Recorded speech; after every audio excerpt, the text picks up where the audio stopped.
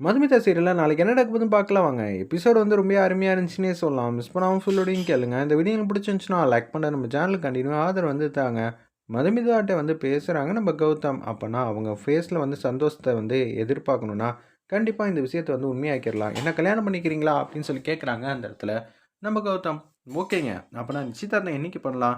உங்களுக்கு நாளு, கிழமை, ஜாதகம் இது எல்லாம் நம்புற பழக்கம் இருக்கா? அப்படின்னு சொல்லும்போது உடனே வந்து மதுமிதா வந்து பேச்ச ஆரம்பிக்கிறாங்க. என் வாழ்க்கையில இப்ப நடக்கிறதே என்னால நெனச்சு கூட பார்க்க முடியல. அப்படி இருக்கும்போது, இதுலலாம் எனக்கு நம்பிக்கை இல்ல. நீங்க எப்ப வேணாலும் வந்து டேட்டு, டைம் வந்து சொல்லுங்க அப்படின்னு சொன்னோனே, நாளைக்கு நைட்டு 10:30க்கு நிச்சயதார்த்தம் பண்ணிறலாம். ஓகேவா? அப்படின்னு சொல்றாங்க. ஏன்னா காலையில மீட்டிங் 2, 3 மீட்டிங் இருக்கு. அத முடிச்சுட்டு வந்தா சாயங்காலம் 7 மணிக்கு தான் நான் ஃப்ரீ ஆவேன்.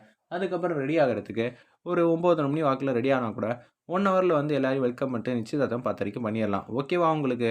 ஓகே தான். எந்த பிரச்சனையும் இல்ல அப்படின்னு சொல்லிர்றாங்க. மதுமிதாவ பேசுறது எல்லாத்தையும் வந்து அவங்க அம்மாவும், அதித்தியும் வந்து ஒட்டு கேட்டுட்டு இருக்காங்க. அந்த இடத்துல ஃபோன் பேசி முடிச்சுட்டு, சரி நான் வீட்ல இருக்கிற எல்லார்ட்டயும் வந்து சொல்றேன். உங்க வீட்ல நிச்சயதார்த்தம் பண்றதுக்கு வந்து எங்க வீட்ல எல்லாரும் சம்மதம் சொன்னாங்கன்னா, டக்குனு ஃபோன் அடிச்சு சொல்லிர்றேன்னு சொல்லிட்டு ஃபோன வந்து வச்சுர்றாங்க. அந்த இடத்துல, "என்னம்மா பண்ணிக்கிட்டு இருக்க?" "இல்லம்மா உனக்கு காஃபி குடுக்கலான்னு சொல்லிட்டு காஃபியோட வரலான்னு பார்த்தேன்னா, அதனால தான் வந்தேன்." "காஃபி எங்க இருக்கு?" "இல்ல மதுமிதா, அம்மா என்ன பண்றான்னு உனக்கு தான் தெரியும்ல. நீ பேசி எதுவும் சம்மந்தத்த கெடுத்து விட்டேன்னா என்ன பண்றது? நீங்க நெனச்சபடி தான் நடக்கப் போது." "நான் என்னம்மா நெனச்சேன்? எனக்கு ஒண்ணும் புரியலையே!" அப்படின்னு சொல்லி அவங்க அம்மா வந்து எக்ஸைட் ஆகுறாங்க. அந்த இடத்துல, "நீங்க எதிர்பார்த்தீங்கல்ல, கல்யாணம் வந்து நாங்க பண்ணிக்கலான்னு முடிவு பண்ணிட்டோம். நிச்சயதார்த்தத்துக்கும் வந்து டேட் வந்து சொல்ட்டாரு." "என்னது? நிச்சயதார்த்தத்துக்கு டேட்டும் சொல்ட்டாரா?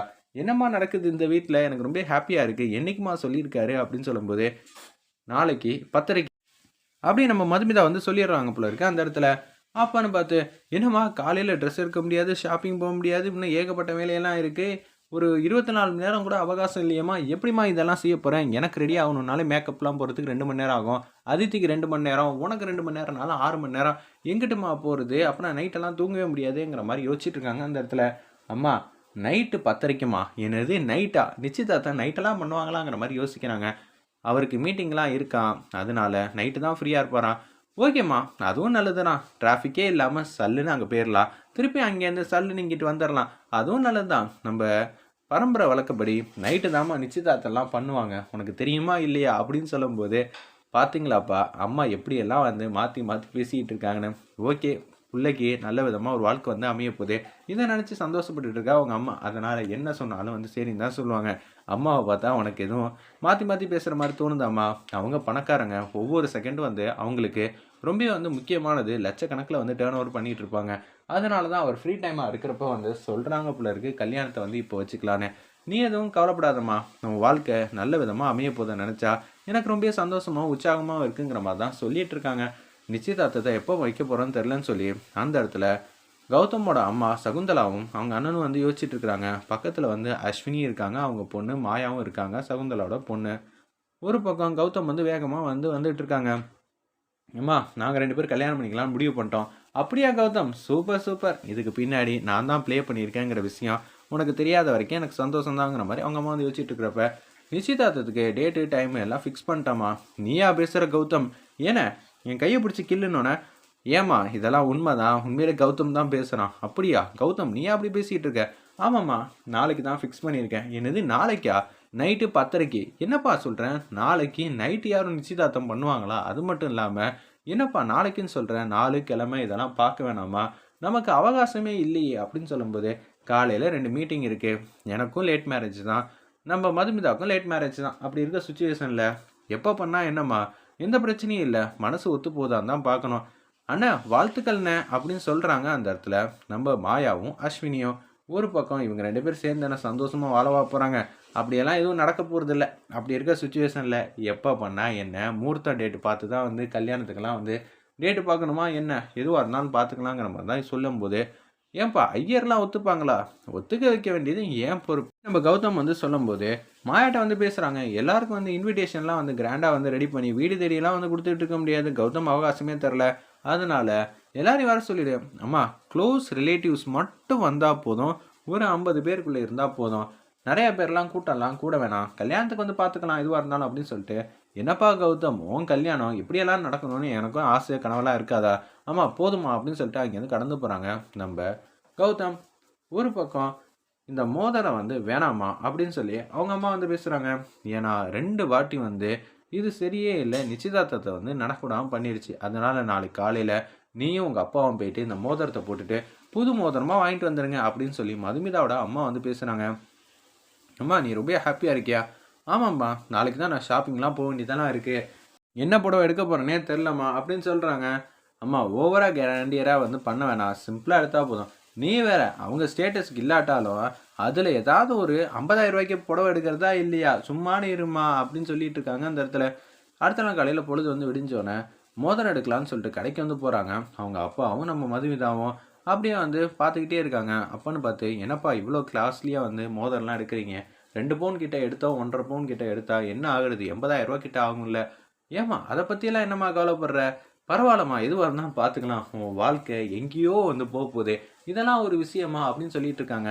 நீ மோதிரத்த செலக்ட் பண்ணு. உங்க அம்மா தான் ஃபோன்ல வந்து பேசிட்டு இருக்கா. அடுத்தடுத்தது ஏகப்பட்ட விஷயம்லாம் சொல்லியிருக்கா. அது எல்லாம் நான் கேட்டுட்டு இருக்கேன்னு சொல்லி, சிக்னலே வரலன்னு சொல்லி வாசல்ல உட்காந்து பேசிட்டு இருக்காங்க அந்த இடத்துல.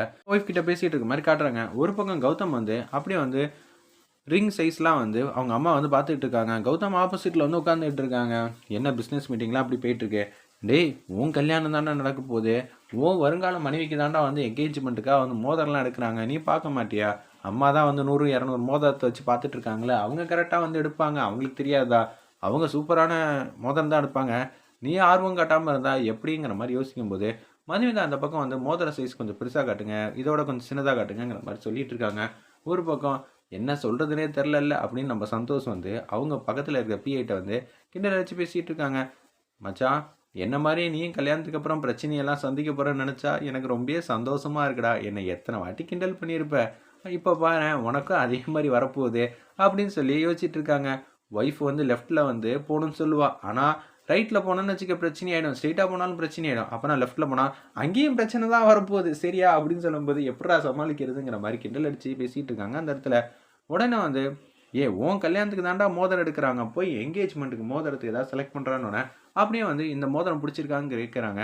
ஆமாம் ஓகே தாம்மா சைஸ் கொஞ்சம் பெருசாக இருக்குது அப்படின்னு சொல்லிட்டு கௌதம் வந்து பக்கத்தில் வந்து உட்காந்துடுறாங்க.